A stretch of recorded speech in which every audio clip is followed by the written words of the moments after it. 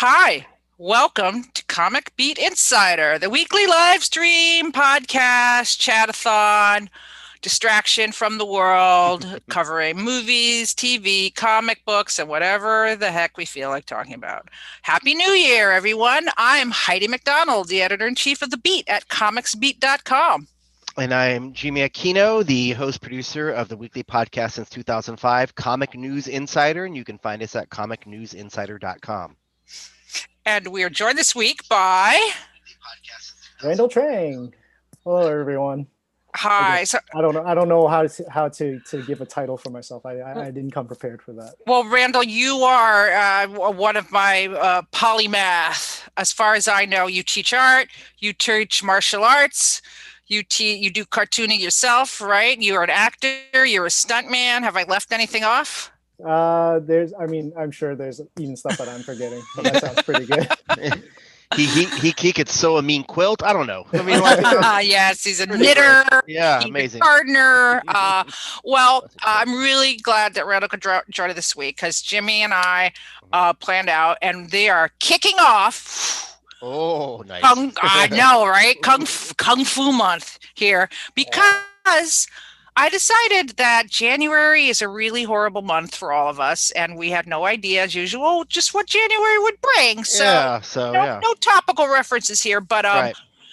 Anyway, I wanted to start the year with a movie that makes me happy. Oh, it makes us all happy. And that movie is Kung Fu Hustle by Stephen Chow.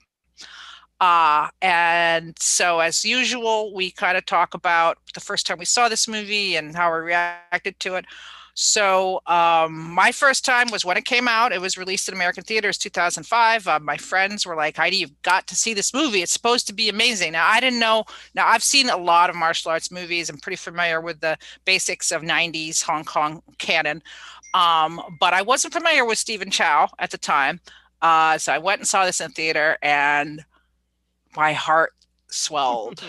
I had no idea what to expect. So all the twists and turns were completely and then that happened, and what? And, I didn't see it coming. I guess maybe I could have, but anyway, I fell in love with this movie, and I've been I actually rewatched it like a month ago when I was trying to, see something that uplifted me.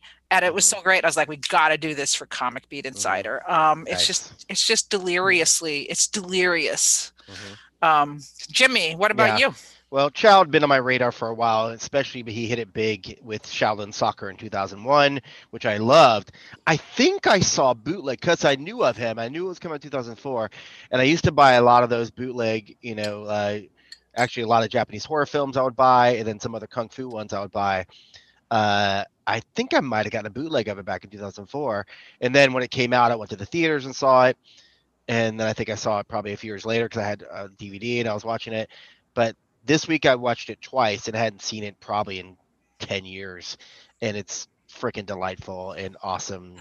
And I mean, I was, I'm Filipino, but I grew up with a lot of different Filipinos and Asians, and we all were into kung fu and loved it, and so we would watch our black belt theater on Saturday mornings, kung fu theater, and so this, definitely harkens back to some of that. So yeah, good stuff. How about you, Randall? Well, I believe I first saw it. I am from Chinatown in Boston, and usually when any new Hong Kong or Chinese movie comes out, it comes out in the video stores there, and you actually you buy them. Yeah. And that's how I got this movie. I still have the original DVD that I got somewhere around here. That's usually how they come out for us. They're usually subtitled, but sometimes they're not. I don't remember if this one was subtitled for me. I am fluent and I speak Cantonese, which is the original language that this movie came out in. There are some Mandarin parts. Some characters speak exclusively Mandarin, but for the most part, this whole movie's in Cantonese. And when I first saw this movie, I remember it wowed me. I watched it with my brother and my father, and it was a really big deal. All of us are really big Stephen Chow fans. Stephen Chow became really big once, I think, after Shaolin Soccer came out in America. He became this big overseas success, and he just his fame skyrocketed just because people around the world knew who he was now. Growing up, I watched Stephen Chow movies like when he was just an actor. He wasn't a director or a writer or anything like that. And he was just hilariously funny. All of his movies we watched growing up. My father, my brother, and I obsessed over them. I think we watched every Stephen Chow movie. Oh, nice. Yeah, he's a huge part of my childhood growing up, and we can get more into it later. But it was just Yeah. his whole filmography has been really important to us. And so when this came out, this made me like, it blew our socks off, because this guy who had been acting since the early 80s now was this auteur who was directing and writing and starring in his own movies, and he has this huge budget, and this is the first big thing that he did after Shaolin Soccer, so there was a lot of attention in it, and it delivered in such like a big Hollywood type scale that we weren't used to seeing, and it really blew our socks off. We really loved it. Yeah, it's incredible. It's like just It is. the homages It's- to like Hollywood and other films. Oh, yeah. Like, there's so many. We'll get to all those, but so many references to other movies in this film. Like, nothing is a throwaway line. Nothing is a throwaway bit.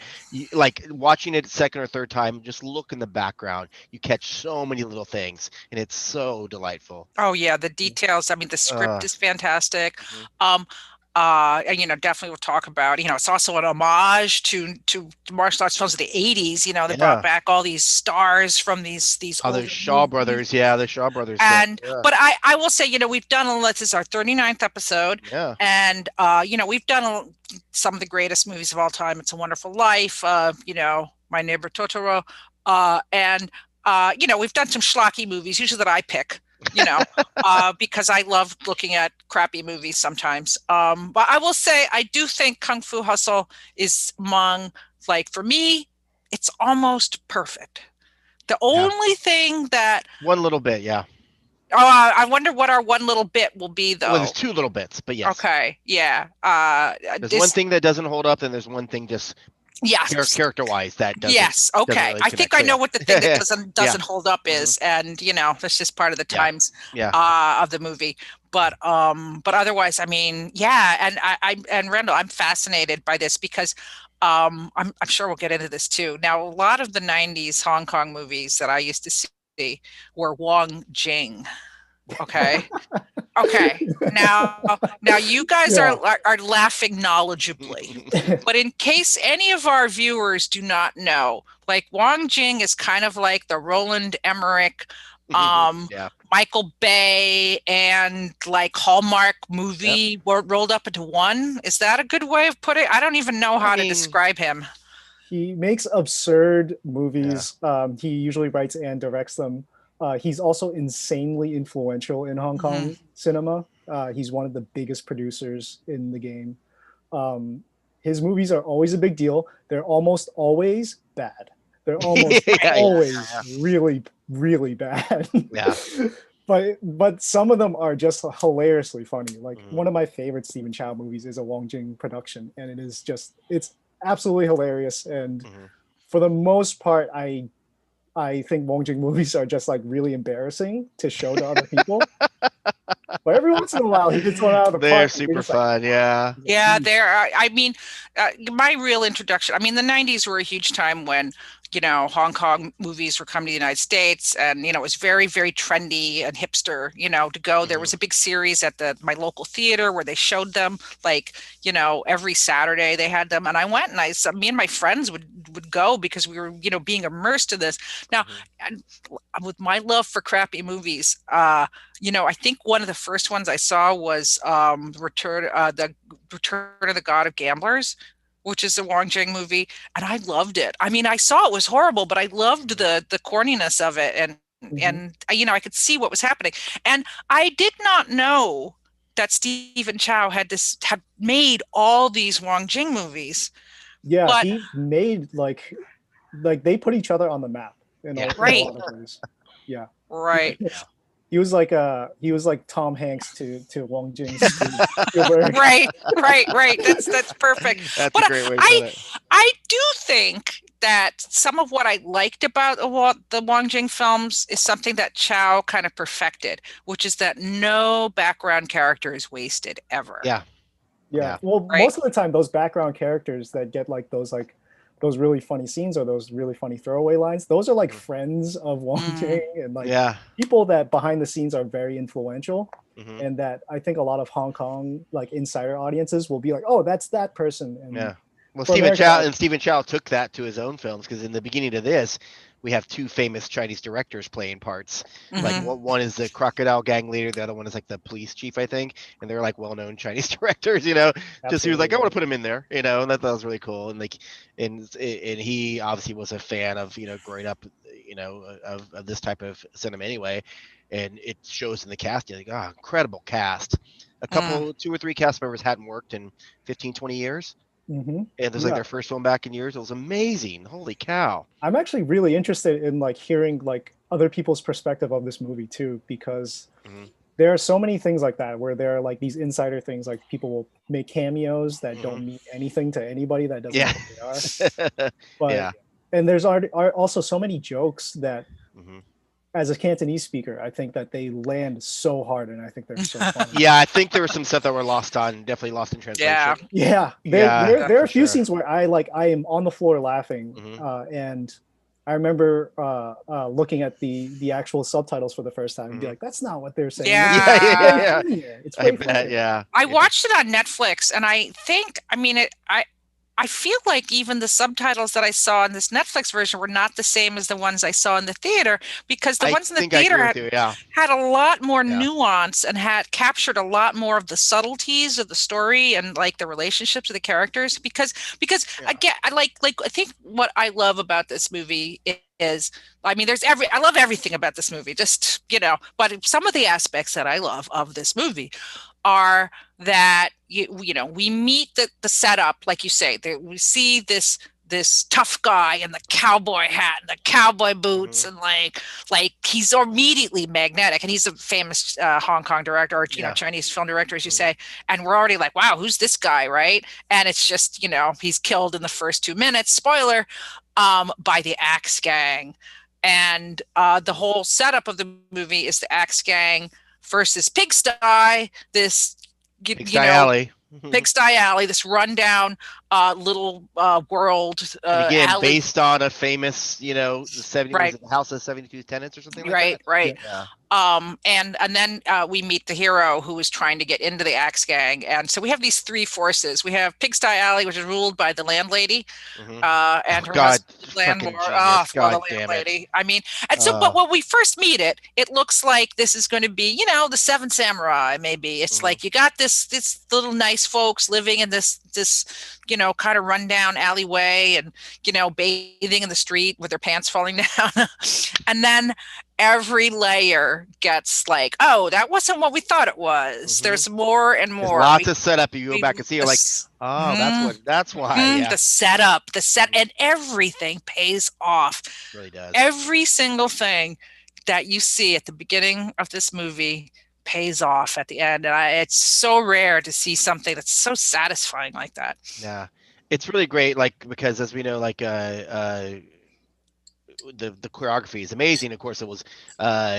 Please forgive my pronunciation of these names, Randall. The famous Yen Wu Ping, who got very famous, of course, with Matrix and Crouching Tiger, Hidden Dragon. But he took over. It was originally Sammo Hung, the great Sammo Hung, but he quit for a variety of reasons. I read it was like he got sick, he just wasn't getting along, or didn't like the script, or something like that. There's all these reasons he quit, and then Wu Ping came over, and you see that Wu Ping style, you know, of like I think wire work, and then a lot of the kind of hubbub surrounding the movie when Sammo Hung quit was that Sammo was just not getting along with that's what I heard. Stephen Chow, I absolutely adore Stephen Chow. I love all of his movies. They're a huge part of my growing up, but for a while now, he's been a really influential actor and producer and director, and he oftentimes has clashes with other creators because he is such an auteur and he has a very specific vision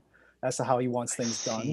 So it would have been really strange for, I think, Sammo Hung to be the choreographer on this, because Sammo Hung is such a legend and such a big name that having him have any kind of say over how something is shot or done. A different look completely, yeah. Would be so weird to to even think that Stephen Chow and Sammo Hung could coexist. So I'm not picking sides on it or anything, but it would have been I think really strange to have the both of them on the same project. I can't see how that could have worked. Yeah.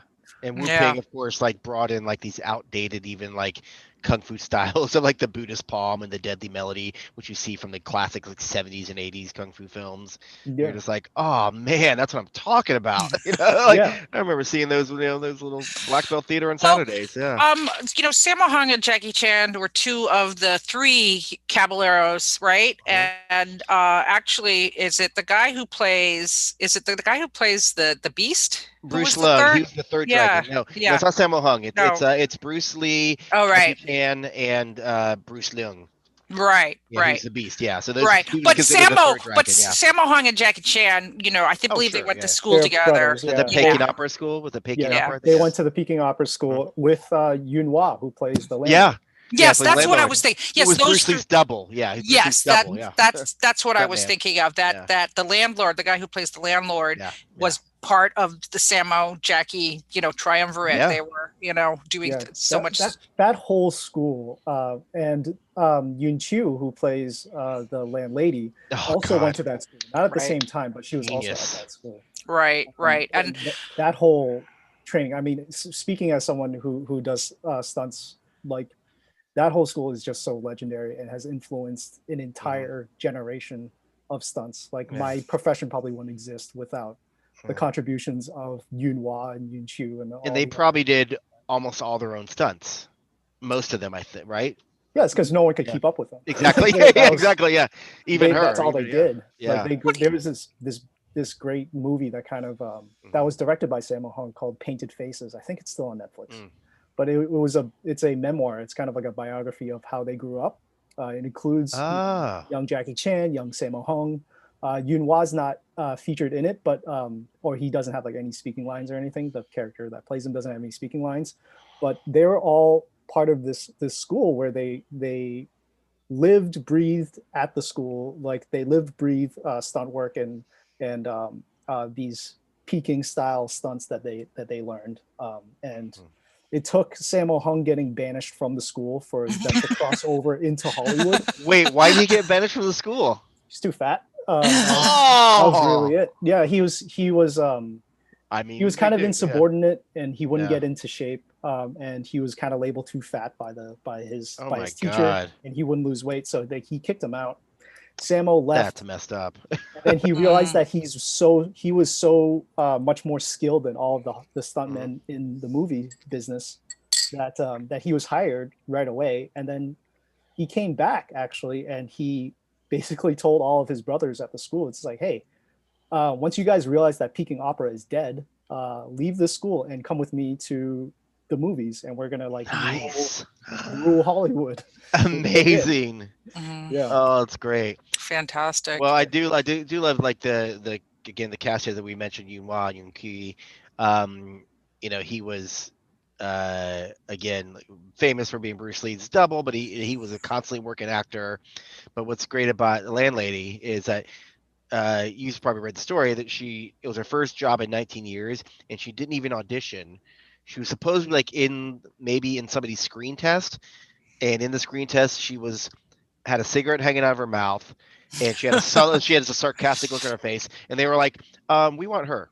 And they found out who it was. They're like, oh shit, it's Yen Kui. They're like, yeah. And that was her first job in 19 years. And you don't think of Kung Fu Hustle without thinking of her in those rollers and that cigarette hanging out of her mouth. It's the most iconic character to come out. Yeah, absolutely. Yeah. She won awards for it, and many of the Asian awards, and for Best Supporting Actress, rightfully so. And I see at Comic-Cons that people are always cosplaying as the couple, as them. Revived her career. But you can tell. I don't think Landlady is too much of a stretch for her, because she got arrested afterwards for illegal gambling. I mean, she did. Oh yeah, she had some controversy. She's a pistol. But she also continued. But Randall just said, like Stephen Chow's like the Tarantino, because he brought back all these old actors, and suddenly their career, like Bruce Leung hadn't worked in 15 years. Suddenly they started working constantly after that, and still are to this day, I think. That's a great comparison too. Absolutely. Tarantino has such a love for like, this Cinema, past, yes. this past, this Mhm. this era of cinema that's past. Mhm. And that's what this movie is. This movie in the original Cantonese and the original Chinese, the name of it is Kung Fu. It's just that's the name of it. It's not Kung Fu Oh. Muscle. It's just named Kung Fu because that's what this movie is Oh. Oh. about. This movie is about Kung Fu movies. It's a movie Nice. that is just purely an homage. Yeah. It's a very high But also budget to Hollywood movies too, because we Yeah. start off right away, and right away again, there's a billion references. Right away, like that the seed of the Axe Gang coming was like, oh well, that's gangs in New York. Oh, and then they literally say at one point and right away there's already like a Godfather reference. The Croc gang boss is like, remember that time I treated you to dinner? It's kind of like when Abe Vigoda tries to get off. Remember when old time's sake, come on. It's like there's all these subtle little references to classic, not just kung fu films, but American films. Yeah. Genius. Yeah. It's like he does it so often that it can't possibly like no one that is watching this movie in Hong Kong would possibly get all those references. right. He No, just some of these likes I doing those like references. recognize, and I was like, and I looked up later. I'm like, oh, that's what that was. Holy cow, that was like Yeah. so great. I love Wow, it. that's my favorite one, and I'm jumping ahead, is like the part where right before someone passes out, he grabs donut. his Yeah. and Yes, says, I know what you're gonna say. What are you going to Yes! do? Yes! And he passes out. The This is an Untouchables. obscure line from the Untouchables. Yeah. Like, no one's gonna get that. Like that's the thing. Right. Like when he said that, I go, I know that line, and I didn't and I recognize, I didn't know what it was from, and I looked up, I go, oh yes, of course, Untouchables. Would have been even more genius had he used a Scottish accent, but he didn't. But it's all right. it was fine. He didn't need to. It was fine. He didn't. Yeah, Donut had a couple English lines he threw in there. That one, yeah, which is really cool. Yeah.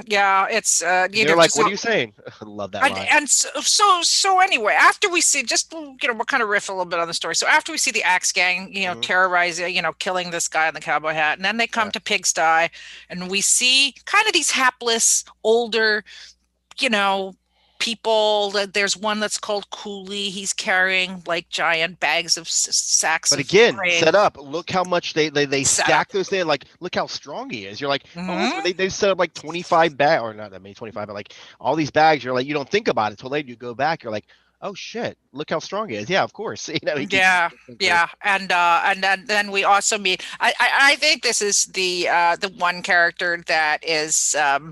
Like we said, is problematic. A little bit, yes. problematic. The tailor, the gay tailor, and the landlady calls him names, which is in her character. And back in the 2005, it's like that's what you did to show character. Now we're a little more sensitive to these stereotypes, but it's he's treated the same as every other character, but we see him kind of crying and not being very, very, very over the top effeminate, very. Yeah, with Chinese and Hong Kong movies, they still are quite homophobic.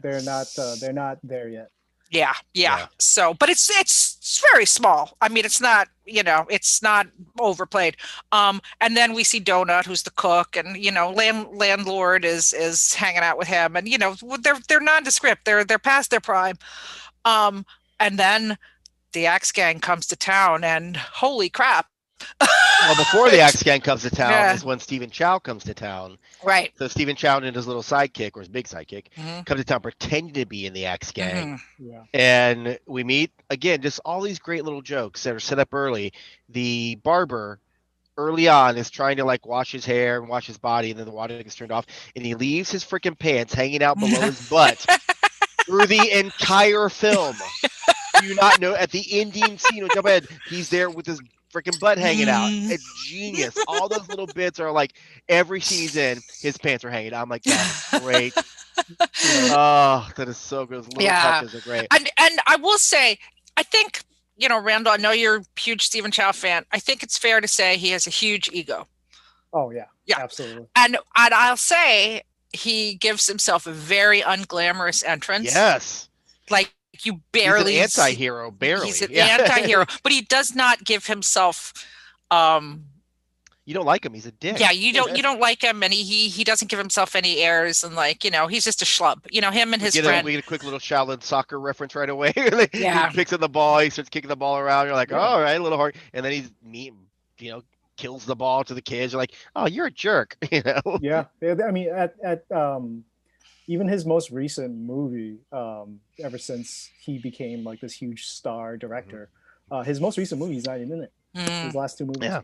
Are they any good? I have to admit I haven't seen any of his Yeah, films since. it's very strange. It starts he gets into like horror a little bit with his last two movies. It's the Journey to the West movies, but kind of with like a horror bent to it that is like really unexpected. But he likes to mix genres like that, which is really obvious in Kung Fu Hustle. Yeah, and I will say I don't feel like his ego gets in the way of his films. No, at least I think it's mostly notorious behind the camera. Absolutely.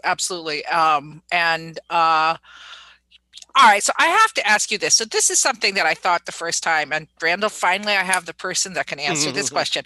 So, obviously Stephen Chow is a great comedian, and turns out he's a great director and great storyteller. But he's I guess he had to go to school to learn kung fu. I mean, is he any good as a kung fu artist? How is his kung fu? He absolutely is. He's trained traditionally in kung fu, and he has snuck it in to previous performances in all through the 80s and 90s. And the 90s is when he was really just red hot. He would always kind of sneak something in. Even if it was just like a sight gag that all of a sudden he knows kung fu, but his form is excellent. His lines are freaking perfect. He's been studying it for a very long time, and he's always wanted to do a kung fu movie. That's why the moment he got the green light to to do his own movies, he started off with two huge martial arts epics, with Shaolin Soccer and Kung Fu Hustle. It's the projects he's always wanted to do. Yeah, well, I want to ask you about the style of comedy they call it. Again, forgive me about the mole tao. Yeah, right? Yeah, mole tao. So that's nonsense. So it's like nonsense, slapstick, absurd humor, unrealistic, cartoonish humor. Yeah, and I think that's where his lack he became synonymous to it, right? With that, basically, That's where that lack of ego as a performer in front of the camera, I think, comes from. He's not afraid to look like a dummy because that's how he made which is great. Yeah. And he certainly gets to look like a dummy in this movie a lot. Yeah. But I love that he basically embraced that genre, and now it's like you say Mole Dao, you think Stephen Chow. It's like he owns that. And it's this very combination of cartoons, which we see even an homage to freaking Looney Tunes, Roadrunner, and Wile E. Coyote, which just comes out of nowhere. That's what's great about it. There's no holds bar what they can do, and that's what's great about it, because it is such an homage with this style of comedy. You can do anything, because it's already this is absurd. Yeah. So why not? Even down to that scene where we were discussing where when Singh first comes into Pigsty Alley and he's picking a fight with all the different people in the crowd. Oh my god, that was so good. I was laughing so hard. I'd forgotten that part, and the little kid comes out with the big buff. Oh my god, it's great. It's great. What anchors that for me too is just his performance as a comedian. His line delivery, and I hope that it translates. It's just his line delivery is excellent. His timing is excellent. Yeah, he's no, not you, no, stop cheating. No, it's oh my god. And so much of his comedy comes from play on words and stuff like that doesn't translate. I was reading about that. Yeah, I'm really glad that the other aspects of his comedy does come through. That's what's he's so physical. Because I'm that's a shame that I probably a bunch of jokes I missed, but he plays it so well just physically in his gestures and everything, and the whole cast does, which is brilliant. I do want to mention, because I was curious about this too, maybe so I was reading up on how, again, it's such a deep dive he takes, and such a so the Landlord Landlady, we know the Yens in real life, obviously no relation, but they're based on these characters from a famous Wuxia novels, novel characters that were sort of a very Romeo and Juliet type love affair, but they were master kung fu artists. And I think they're even named after them in Chinese. Yeah, they're named after the same characters from Paris the novels. and Helen of Troy is right. Well, that's I heard that. That's what I'm asking about, because they said I read somewhere that it's more to make it more understandable to us. They call them Paris and Helen of Troy, but they're actually named after these characters in the novel, right? Yes. Yeah. Okay, so it's a big reveal too, because throughout the opening, before it's revealed, what they're actually capable of. They just call them. They literally call them landlord, landlady. Yeah. Like, boss and Yeah. boss lady. And then for the second half of the movie, when it's revealed who they actually are, they start to call them by these like mythical, godlike. Yeah. Yeah. It's like, holy shit. It's like I am Iron Man. Yeah. Yeah. Yeah. It's so great. And then, like, Chow's character Singh is trying to pass off as an part of this Axe Gang. Then we get to the part where Heidi's saying the real Axe Gang comes to town, and that's when things freaking like, and then the three kung fu masters are revealed. That's when we start to realize that Pigsty is not what it seems, and that these people are not what they seem. That there's all these layers, like Singh is pretending to be in the Axe Gang, but he's just, a layabout, and with his sidekick, who's played by a very well-known actor. He's in like everything, I guess. And we have this insane kung fu battle where it turns out that Donut and the tailor and Cooley are actually masters of these obscure, and the tailor, when he puts his hands out and gets the upholstery rings on his hands, and then he's got the style. His style, the Iron Fist style. The Iron Fist style. And Iron Fist I actually like. Right. That TV series was the worst. Anyway. Yeah. Now, are these but these are old school, like you're saying, right? These are old school styles. I mean, are they? Where do these styles come from? I guess that's what I'm wondering. I mean, these are all actual, especially for those three villagers. They're practicing styles of kung fu that actually exist. Obviously, they add a lot of like mystical power to them when it comes to movies. Old like Wuxia movies and these old movies that use a lot of wire work, the wire fu movies. They add a lot of like mysticism to these styles of fighting that makes them larger than life. So when you see them on screen, you're expecting them to be incredibly powerful, and that's what this movie is calling back to. It's calling back to those old movies. So like we're going to cover next week, the 5 Deadly Venoms is a perfect example. Yeah, exactly. And like these styles exist, and like you see them in actuality. They're not actually that deadly, obviously. Yeah. It's not in any kind of style of fighting that you would use in a practical self-defense situation or anything like that. But they are beautiful looking, and they have this history, this legendary history in kung fu movies.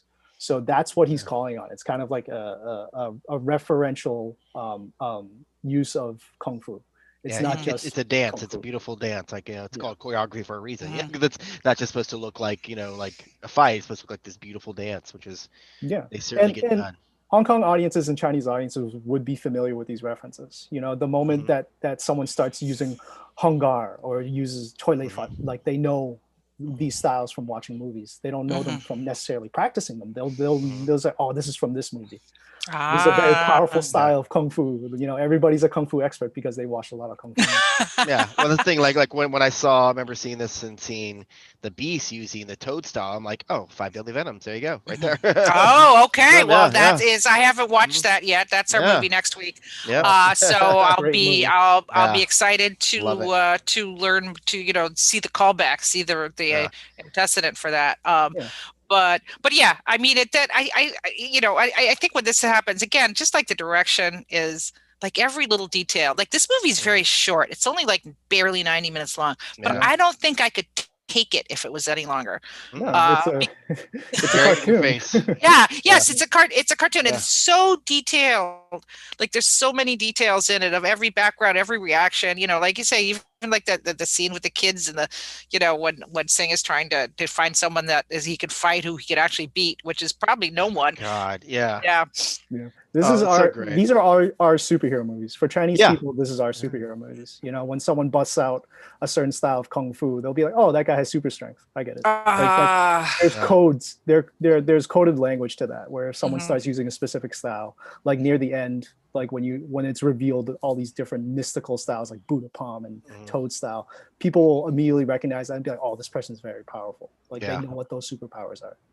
Yeah, it's so great. It's so great. And like I love Brother Sum, the actor that played him, is like his delivery is so great. I love how he just speaks, his cadence. It's awesome. He's just so like laid back. Come on. Like the way he's so chill. But he's apparently was a dancer and choreographer. So that's why he's Chow put in that little dance number for him, which is great. Well, I love. Awesome. Can we mention the music for this Oh, film yeah. also, which is again like it's a lot of callbacks, as I understand, to like traditional, kung fu movies and everything. But like when the axe gang comes out and they've got this theme and they're doing their axes, it's just so cool. It uses classical music as some themes. That's entirely appropriate. It's just cued. Like it is like a musical. It's like everything is cued to the music so perfectly.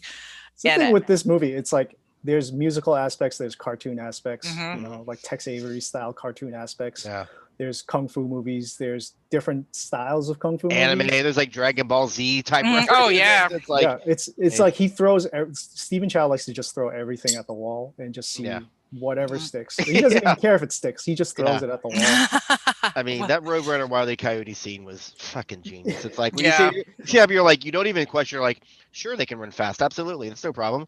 And like just watching them, and then she literally ends just like the Wile E. Coyote would, splatting against the Splats on the billboard. I'm like, billboard. genius. That is Yeah. brilliant. I It's so love much. it. And by now we're again, I went in going to see this not knowing any of this background that we're talking about.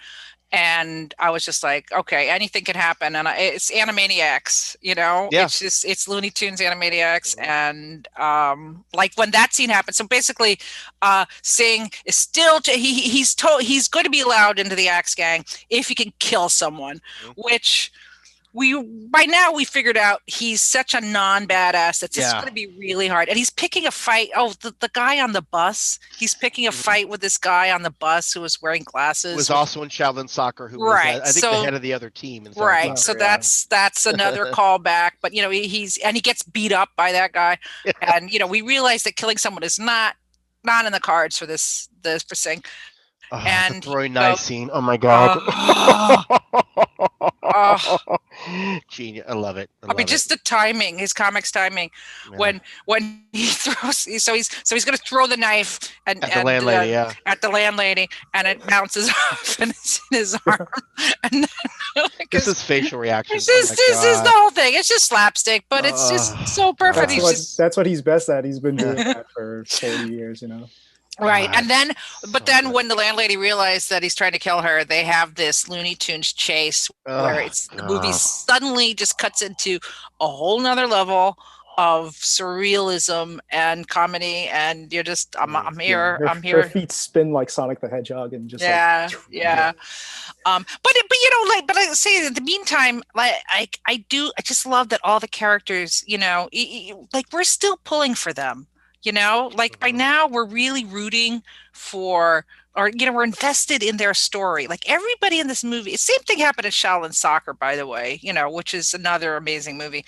But everyone has a story arc, right? Yeah. That is set up. Everybody has a need. Everybody has a goal, and like everything that's set up, we get to see that pay off.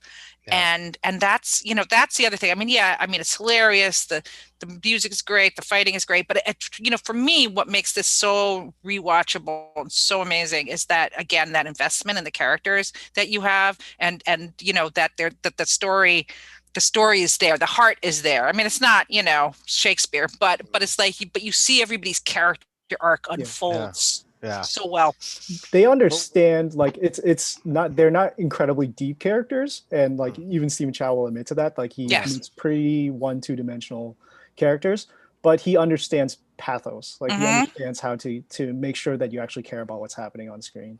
Yeah, and it's a common thread with a lot of his movies that his character, or the star of his movies, they garner a lot of sympathy at the beginning, and they make you really care about them. Then he makes them quite pathetic in the beginning, so you can really feel for them. Yeah.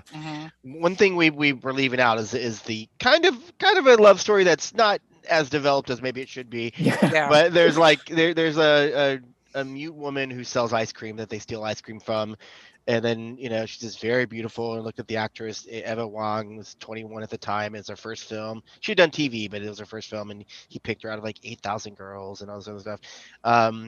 So we learn the background that they met as kids, and he actually tried to defend her, and that's what made him decide once he got his ass kicked. He realized that he's like, no, good guys don't ever. I want to be a bad guy. It sort of sets him. Yeah, That's that's yeah. one of the greatest lines. Yeah. Is like the bad, the good guys never Yeah. win. I want to be a bad guy. Yeah. And this romance is, to me, a callback to City Lights by Charlie Chaplin. Oh Right? yeah, I didn't think about that one. Okay. Mhm. Oh yeah, I saw which he has referenced before in other movies. He is a huge chap. He's a yeah, huge well, Chaplin fan. yes, yeah, which is something that I had read, Yeah. and it really seemed to me to be. I actually just watched, recently. I watched it over the summer, which I'd never seen City Lights, and everybody's like, it has the greatest ending of all time. It's like, well, how great can I be? And I'm like, it's the greatest ending of all times.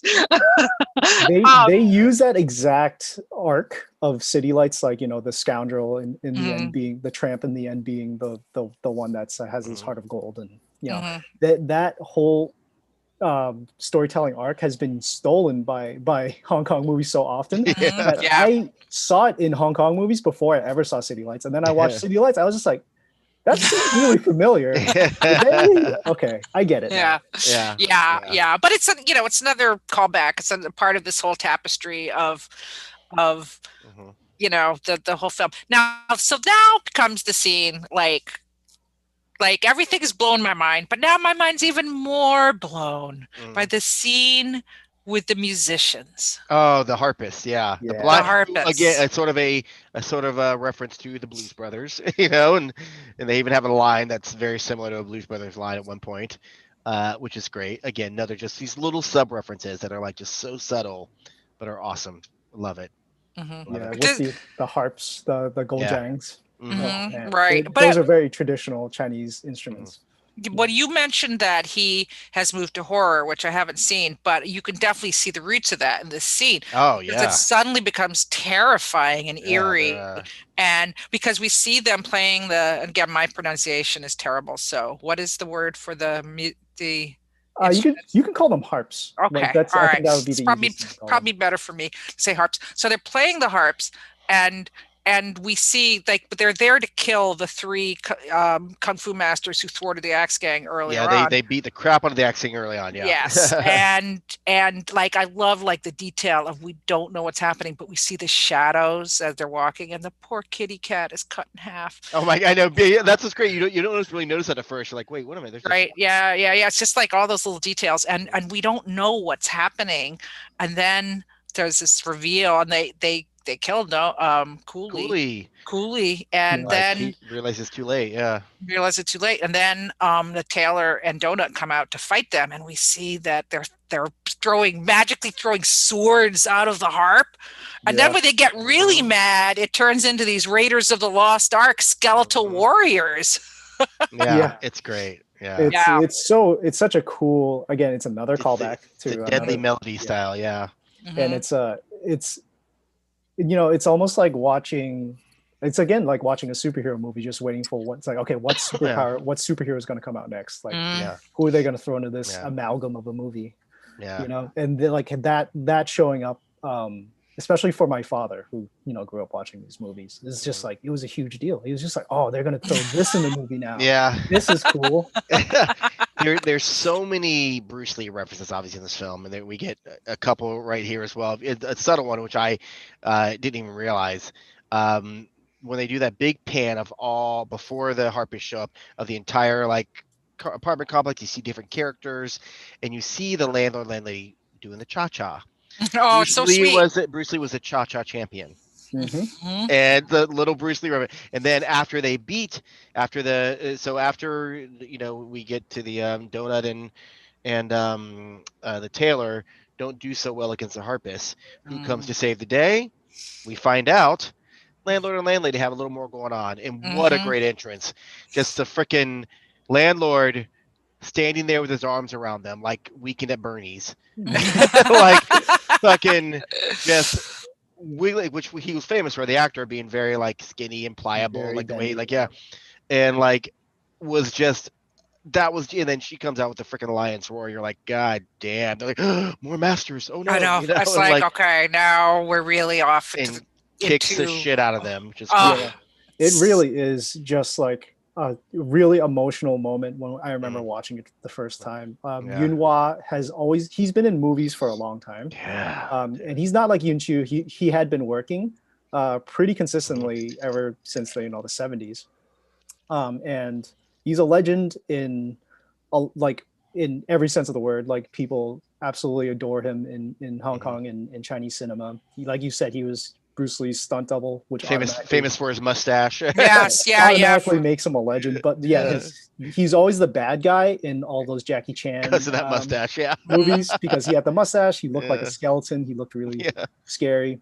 He is the oldest of those brothers. Age-wise, he is the oldest. Sammo Hung is the most senior because he was at the school the longest. But Yunhua is the oldest in age of the brothers, and he, like, people don't realize what an absolute physical specimen that guy was back in like the 70s and 80s. He was just so athletic, and the reason that he was Bruce Lee's stunt double was because, and this is like sacrilegious, he was more athletic than Bruce Lee. That's why he was his stunt double.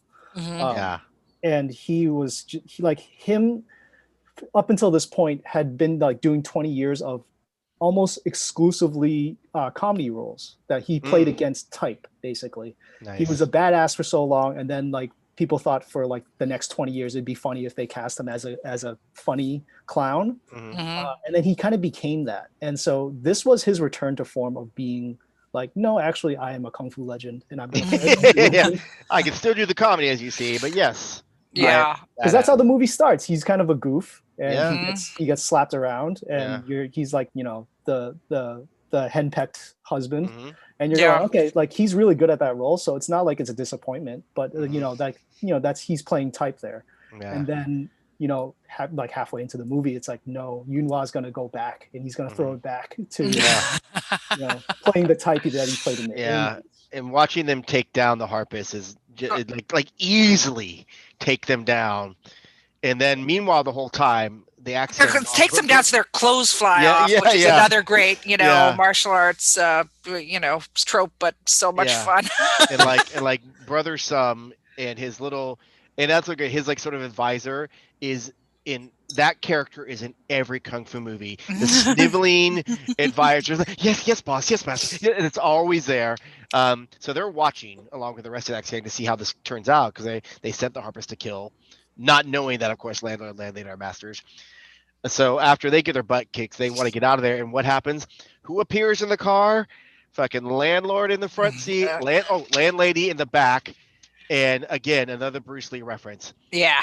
He does the gestures from what we know as Return of the Dragon, but it was released as The Way of the Dragon, that he does the freaking crackling of the knuckles, the gestures of the head up, the like leave it alone and never come back. I'm like, oh, to a T. And I was like, I recognize that right away. I'm like, oh, I know that. Just genius. The little things they put in there. So great. Yeah. Well, then, now we've heard it mentioned, like, okay, now we know Landlady and Landlord are these great martial artists, but it is mentioned that the greatest is someone called the Beast. Yeah. Now, we're not going to have, something planted like that we're not going to see pay off. So now he's accepted to the Axe Gang and saying his tax to release someone from jail. And, we kind of figure out this is going to be the Beast. We figured that out. So he breaks into the jail, gets there, and finds another great reference before that. Yes. Oh, the shining with the blood. It comes out of nowhere. Oh my god! You're like, wait, what the? I'm wearing a hall. Let's have blood. Yeah. You have to think about how hard that shot must have been to set up. Like, a room full of blood and then holy cow, for this one shot. There are before that, there are a couple quick references again. We mentioned the Untouchables one that Donut says, but he also says Spider-Man. He does say, with great power comes great responsibility. Before that, which is great, and then he does, what are you prepared to do? Come on. But then also we go back to Sing and his soon-to-be girlfriend, or and friend, where he like is robbing her and like whatever, and grabs her, and he does the dip, and what's right behind them? A freaking poster of Aaron Rodgers in top hat doing the same dip, and I'm like, this is I love little things like that. Oh yeah, so great. But anyway, so back to him breaking out the Beast. Yeah. So we meet the Beast, and he does not seem like the Bruce greatest. Young. Oh. and his flip-flops, Yeah. just Dirty, like, little like undershirt. dirty undershirt and shorts and flip-flops, and stringy hair, Gollum hair, and Yeah, it's Gollum. That's perfect. Yeah, it's Gollum, Gollum there. Yes. Gollum hair. But he is another legendary performer. Yeah, Chow And was like a big fan of his apparently. So yeah. yeah, He was from back in the day, right before Bruce Lee hit the scene, or right after Bruce Lee hit the scene, and made kung fu movies the most popular thing on the face of the earth for Hong Kong movie goers. He was one of the first folks that came out after Bruce Lee came out, and was kind of seen as a Bruce Lee clone, because that's the only thing that there's people Bruce knew how to do. exploitation films. Yeah, It's the only thing people knew how to do. They were just like, we don't know what this new brand of kung fu movie is, but we know I that remember we like watching Bruce all of Lee, those. so. I remember we used at school. We'd be like, well, there's the Bruce Lee LI, there's the Bruce Lee LE, then there's the Bruce Lee Hux. So we'd always like, right. Yeah, that's great. Yeah. So, but he comes back to the axe, and now begins this kind of non-stop roller coaster to the end of the film. There's a little break in the action, but it's pretty much one big action scene that is so incredible. Like everything up to this has been incredible, and yet somehow this movie gets finding ways to one up it. Yeah, it becomes more incredible. Again, a couple little reference lines that Beast gives. He does a Godfather line, offer you can't refuse. He does a freaking Raging Bull line where he tells him one axe guy to punch him harder, like De Niro was doing. It was like, oh my god, just those little bits are so great. Oh my god. That's the thing about this movie that is both like what people complain to me about it, and also what they really love about it is that it's nonstop.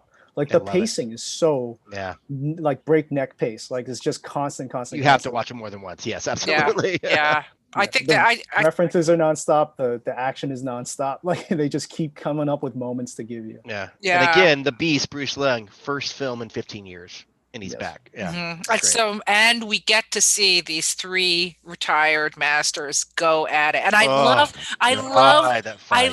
though that now we see Landlady and Landlord, she's out of her curlers and they're dressed in he's in his leisure suit. She's in her capri pants. Oh, because he's never said this. So this is set in the 40s. So yeah. Right. Yes. Well, I mean, you know what? They could have been in Vegas yesterday. Exactly. I mean, they are wearing their retiree goes to the gambling city clothing, right?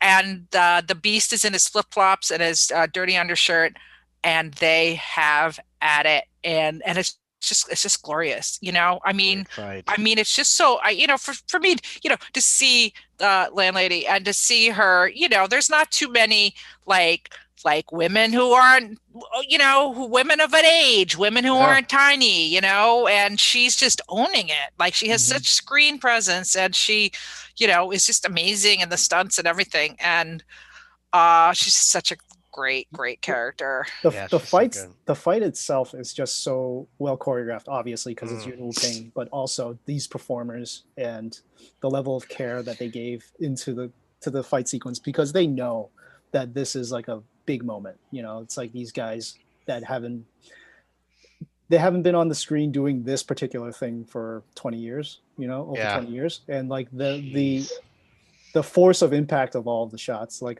that they like all of their hits, you can feel them. And it just, there's something about Hong Kong action and fight choreography that is just, I think, something that American movies still need to get caught up on.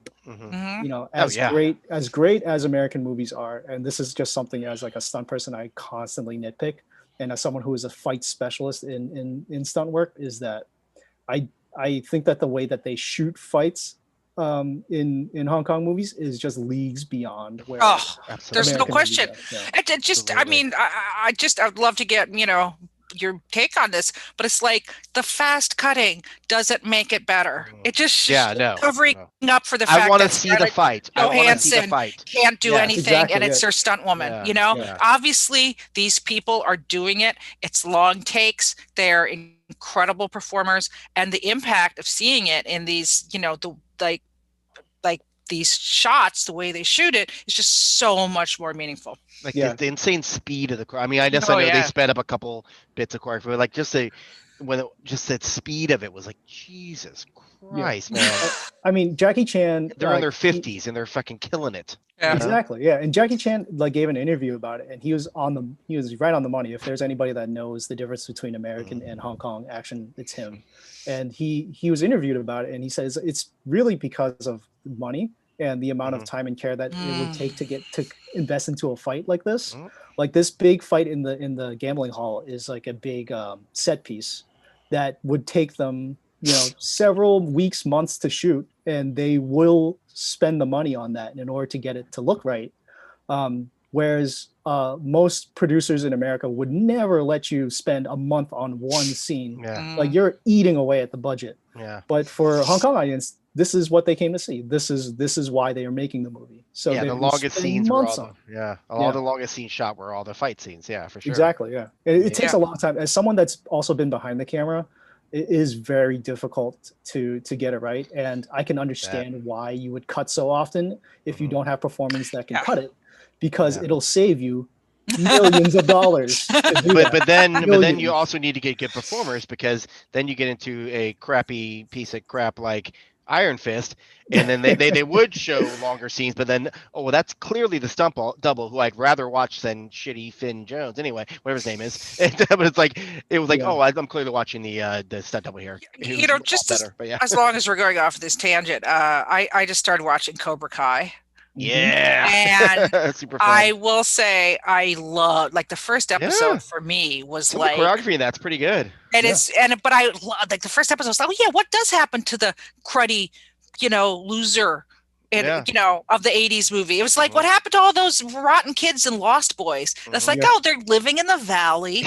They're behind in their dad, they're deadbeat dads. And of course, so I love that. But I was also like, that was kind of getting to like my point about, Ralph Macchio and the guy who plays, I can't remember. William Zabka. Well, Zabka, they're not karate masters, like they learned it and then they came back, and I mean they're pretty good, they're hanging in there. But I mean, Zabka looks a little better than Ralph, but whatever, it's all right. Well, I mean, Ralph's still a little stiff in his movie. He's all right. He looks stiff in the original too. So. I would say Zabka definitely impressed me, though. I was like, wow, you came back all this time, and I was privy a little bit to their training.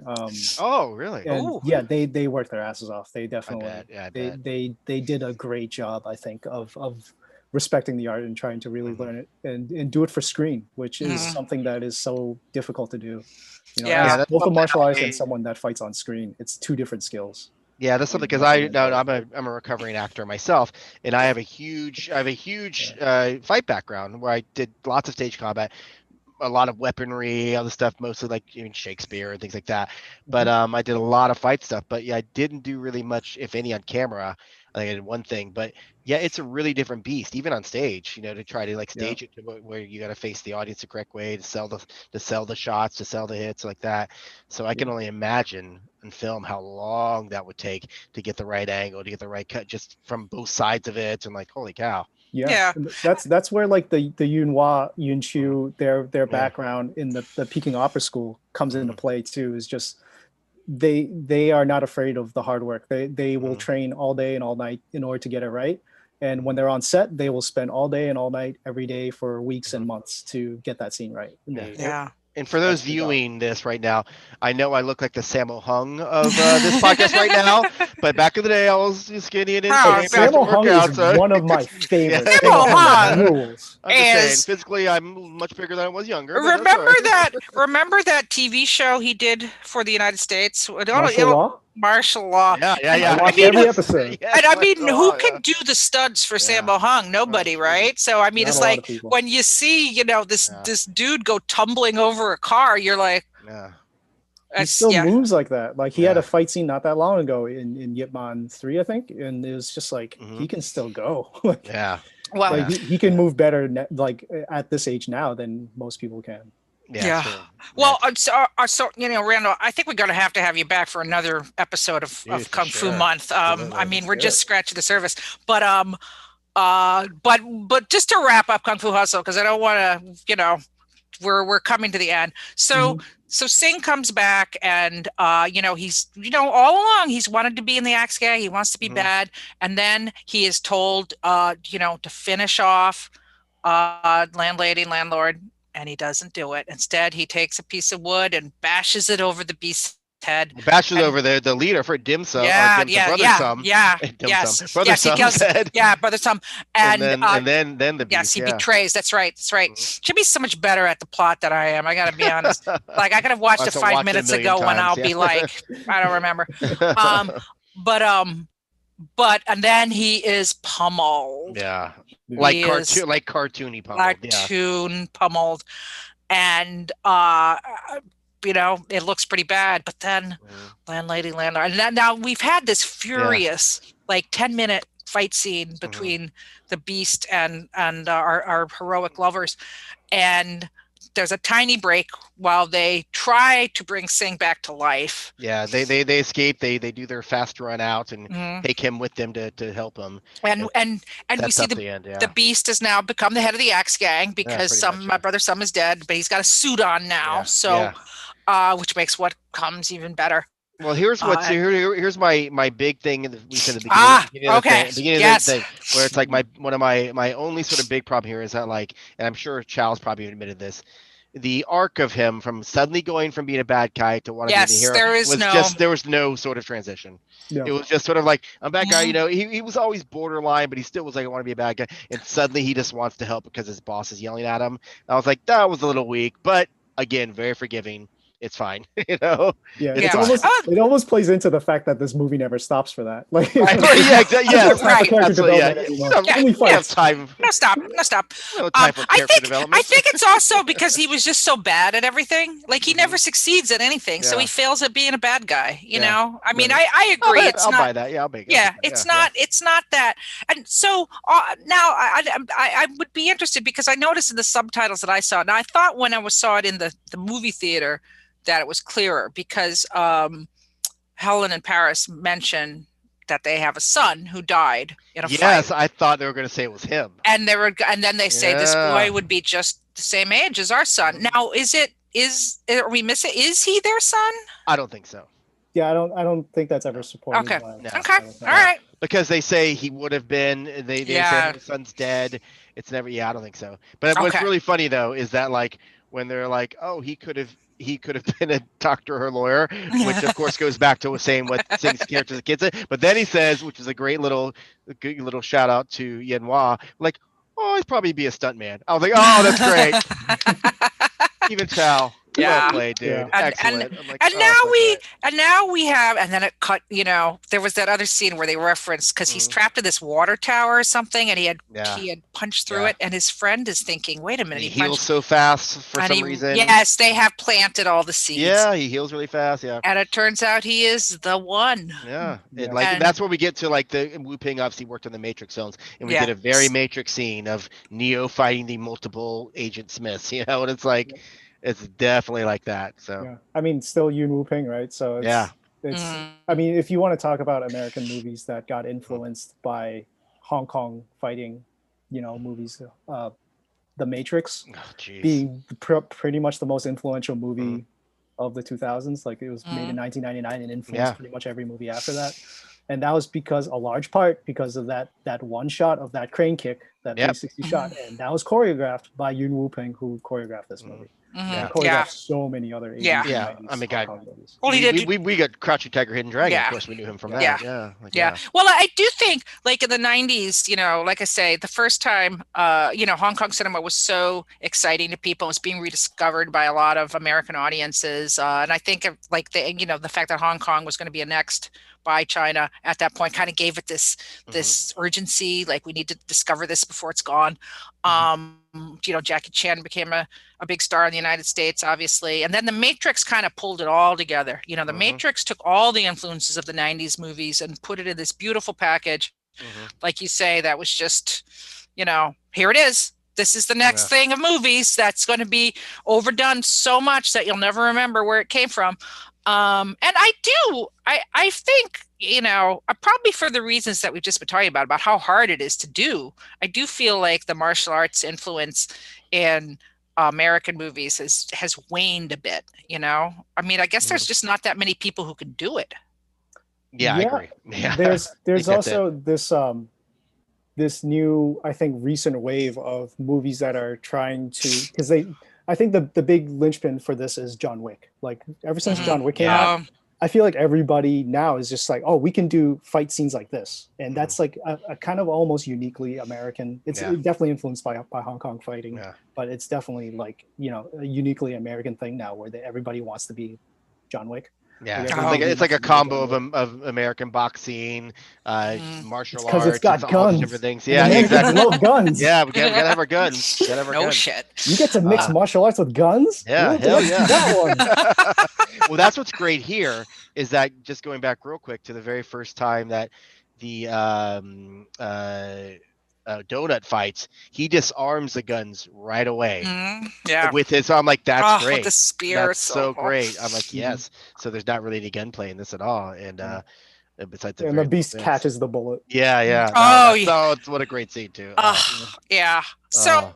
so then we finally have the Neo versus, you know, Sing is the one coming out in a Bruce Lee yeah, outfit, a comes, famous Bruce yeah. Lee outfit that he wore. Yeah. And we see Stephen Chow in all his glory suddenly. I mean, Finally shaved that annoying mustache. he changes from this nebbish to this superstar before Yeah. our He eyes. looks like Stephen Chow. Yeah, he looks yes. right. He Finally. finally looks like Stephen Yeah. Chow. It's a And millionaire Stephen Chow, yeah. and Yeah, exactly. somehow they managed to have a fight that still is. I mean, it's this one's more incredible. Like he shoots up into the sky Very and Dragon Ball leaps Z. on a leaps on a hawk that gives that hawk Which is sound. funny as hell. Oh, that is like, you know, Stephen Colbert always has that on. He had that on the Yeah. Daily Show. It's that one little clip that everybody Yep. uses for everything. Yeah. I mean, that was my call out that I'm just cracking up over. Yeah. You know, it was missing the Wilhelm scream, but otherwise Right, it had it all. But yeah, he comes up and the beast turns out to have the toad style. Yeah, that's what I was like. Oh. 5 deadly venoms. Oh, I can't wait now. Like, I can't yes. wait to see this. But yeah, where his throat now, you know, the special effects, there's a lot of VFX here. His throat is expanding and his thighs are swelling and it's just and I liked the fact, spoiler, we spoil everything here on Comic Beat Insider. I loved the fact that after the climatic fight, he doesn't kill Toad. Yeah. He doesn't kill the beast. The beast is like offers to teach him. Yep. Offers to teach him, and he says, "You are my master." Yeah. And it's so great. Yeah, it's just it's like I said, it's the heart swells. Yeah, the movie's about kung fu. Yeah, and that has to be the climax. It has to be about kung fu. Yeah, and the last scene is great because it ties it back with the young girl who's the mute ice cream seller. She's walking by one day, and what happens? Sing and his sidekick have opened up a candy store with the logo of the little lollipop that as a kid she held on to for years because he saved her. And then they revert to their kid selves. And I don't know if you guys notice it in that scene, right before the beggar shows up at the end. Every character from Pigsty Alley walks by. Did you know? Oh, yeah. It took me the second really watching. small detail. And I was like, that is genius. I think even the Beast is directing traffic. I think that's him. Oh, And maybe not. Maybe it's the other guy. I'll like you see the lovers walk by. You see we see our barber with his freaking pants down again, talking to somebody against the wall. And then you see the young girl who's getting it seems like a really similar ending to Shaolin Soccer too, where Shaolin Soccer kind of ends with like kung fu being popularized and kung fu being everywhere. Yeah. And that's kind of like the wrap up to this movie too is just that, you know, like kung fu, everybody can do it. You know? So that explains a lot about the very last scene of the film. Yeah. Because at the last scene, you know, we've seen that Sing was taken in as a child, this cute little kids. Oh, they're so cute. I love also we've seen him as a little boy and his love interest, who was really underplayed, but she's there. Eva Huang, as a little girl, and then they switch back to them as they that was sweet. And that was just so sweet because it gives it that, again, that's that little touch that gives it that little little heart tugging melodrama, Hallmark. And then we get back to the old bit, which we probably never mentioned, like the reason he learned kung fu. This little beggar man sells him this pamphlet that was supposed to only be 20 cents and charged him $10 to learn the Buddhist palm technique, and that's what gets his interest. So then the beggar shows up again with this other little kid with candy and snot running on his nose. Oh, it's so much snot. Shows him the pamphlet. Kid's not interested. He goes, well, I have other styles. I'm like, oh yeah, like 6 styles. I was like, so great. that is a great ending. But now I have to say, having heard all this context that you guys have given me, I understand that ending. Because, at the first it was like, oh, it's funny, he's going to learn kung fu. But like the fact that, if you were into kung fu movies, this is like the Avengers Endgame.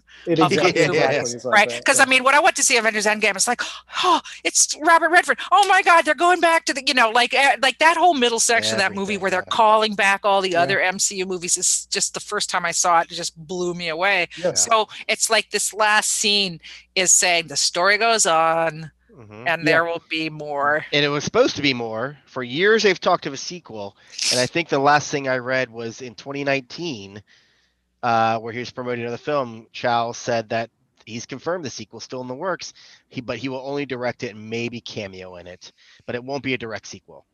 But it'll be like a spiritual, set in the modern times. So maybe the little kid has grown up, or maybe it's somebody else, completely. But so I hope he does what he wants. He kind of like he gets to pick and choose his projects, and like he'll say stuff like that a lot. Well, just be like, I'm working on it, but you don't know.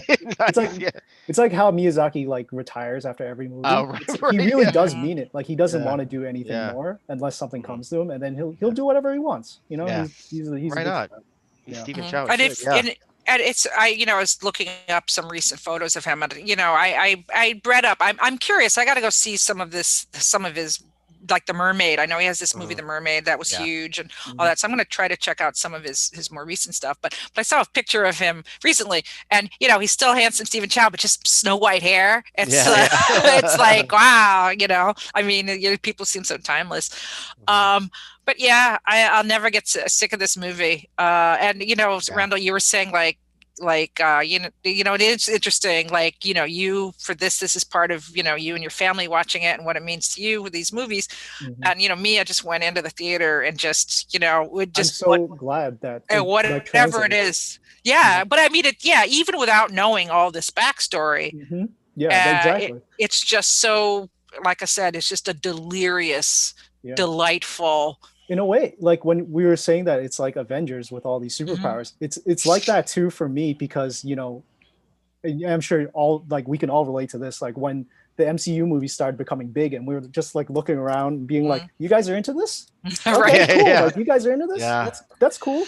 And like that's what it was like for this movie too. Like when it started to have like this huge success, I was looking around. I was like, okay, people like this. All right, this is like super referential, and like there's some really deep cuts in here that I'm not sure anybody will ever get, but it's like it's appealing to people that even don't get it. So it's like that's awesome. This Stephen Chow's genius gets to be shared with the world, and people know what an awesome filmmaker he is. He's been doing it for 30, 40 years. Yeah. Well, I'm also going to go. There's a lot of old Wong Jing Stephen Chow movies on Netflix. I'm going to take my and you know what? It's a treat instead of watching some of the other things happening in the world. So let's go back. It makes Wong Jing look realistic. Oh my God. If listeners have never heard of Wong Jing and you guys go back and just pick any one of his movies, just beware that it's either going to be like the craziest, coolest thing you've ever seen, or like the dumbest waste of time. There was some Yui Bowl to like yes. I don't know, Steven Spielberg level genius. He's really the whole thing. I think when I saw his films at the back at the theater that I used to go to, one of them was starring Jet Li, and I can't remember. It was another one. It was like it wasn't Fist of Legend. It was, I'll have to look it up. But I love Jet Li. Obviously, he's such a great performer. I could just watch. He's like Gene Kelly to Jackie Chan's Fred Astaire. And but this is like the Wong Jing. There's always somebody who loses their pants, their underpants, and it's like this one scene where he's tough, and then he walks away and he just says, "I'm not wearing any underpants," and he's just got this look on his face that's just like. It was the funniest thing. And that's Wong Jing. Jet Li is not wearing any it's Captain Underpants meets Jet Li. Yeah, for sure. Well, it looks we should wrap this up. Yeah, But sure. yeah, Kung Fu Hustle, 2 thumbs up. Absolutely. Classic. God, Absolute one classic. Buddhist palm up. Yes, for sure. Yes. Love it. Watch it again. Yeah, I watched it twice. I think Yeah. I might watch it even one more time just to catch stuff I probably missed. You know, Yeah. like, oh my God, that was in it. Well, Randall, thank you so much for Yeah, joining man, us. right on. Wow. Pleasure. Like you were like I said, I bet Randall will know a lot about this movie. Oh, you have no idea. So, that's sometimes my secret skill. Sometimes I'm like, I just have a connection. I just psychically figure it out. But yeah, this is great. I mean, we'll have to have you back on sometime. Oh, for sure.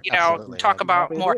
Oh, wait, Jimmy, you're not going to recast this movie. That's just so you know. Jimmy usually recasts every movie we talk about with Asian or mostly because I'm a former actor and I'm of Asian descent, so I usually recast these very white films with a modern. Oh, nice, with modern day recasting, mostly Asian, usually ethnic, at least, or always ethnic, mostly Asian, and I'll do it with all sorts of stuff. But some of them are a huge improvement. Yeah. Like this one, obviously, don't need to do it. So obviously, don't need to do this one. This whole month we won't. No, it's to try to do it with. Never mind. I'm not going to go. I'm going to be doing it with some musicals next month. Yes. I'll be recasting those for sure. I used to be in musical theater too. That was what I did for a living. Musical theater for years. That's awesome. Did you really? What did you do? Like what? Well, I started my whole acting career. I started as a techie, and I was doing set painting. Like I'm an artist by trade, and so I started doing set painting, and then I started to get involved in the theater. And then some of my friends, I became friends with some of the actors, and then they talked me into auditioning for a role. My first acting, my first few acting gigs were on stage. So I started in the theater. Nice. Yep, that's my background. Did a couple musicals, and then film and TV happened. Which ones? Name them. Come on. What'd you do? That's for another episode. You know what? I need to interview for my podcast, Comic News Insider. We'll get into it on that. Yeah, definitely. Yeah, for sure. Just for our listeners or viewers, so you also teach martial arts, right? Mm-hmm. What style do you teach? I primarily teach Taekwondo because that's kind of my base. I started in Taekwondo when I was 6 years old. Nice. Studied up in Boston, and then I went to college. I joined the college team there, and I helped coach the college team there. And I ran a school with my master for the last 5-10 years. And then I moved to New York, and I continued teaching. I still teach it. I also teach kickboxing now. Excellent. A bunch of other martial arts, and I've also started teaching fighting for stunt work for film and TV. So, excellent. Wow, cool. Well, hire Randall. Yeah, for sure. Just hire him for everything. He does it all. Do you know Raphael Kayanen? No, I don't. Also a legendary comic book artist, but he's around my age, but he's also like he's Filipino like I am. He's a Tuhan, which is a Filipino master, and but he's done choreography for film and TV, and also like it works as a consultant on like NCIS for fight stuff. Oh, that's awesome. Amazing. Yeah, I'm really bad with names. He's awesome. Yeah, so he's great. I'm sure you know his art. Yeah, you probably we got to get we got to get Raphael on one of these. Actually, I might have him on one of the Kung Fu. Okay, all right. We'll figure it out. So, but anyway, well, listen, it's an absolute delight to have you on here, Randall. And where can we find you online? I'm on Instagram, Twitter, at Randall Trang. Name is ALL. I'm surprised by how many people don't know how to spell Randall. At Randall Trang at Twitter, Tumblr, anywhere pretty much. I'm at awesome. Awesome. Yeah, and I'm Jimmy Aquino at comicnewsinsider.com, the weekly podcast covering comics, TV, film, and pop culture. And you can find me just at Jimmy Aquino. That's JIMMYAQUINO. Mostly Twitter and Instagram. I'm not going to find you on Facebook because I don't know you, but or random people that is. But yeah, find me on Twitter and Instagram for sure. I'm Heidi MacDonald of The Beat, comicsbeat.com, and you can find me on all social media as Comics Ace, COMIXACE. So that wraps it up. We're just getting started on Kung Fu Month, so make sure to subscribe, sign up for notifications, so we can bring you way more exciting conversations and fun conversations like this. Happy New Year to everybody. Hang in there. And Yes. see you next time. Next time with 5 Deadly Venoms next week. Yes. 5 Deadly Venom. All right. Right. Okay. Hold on. And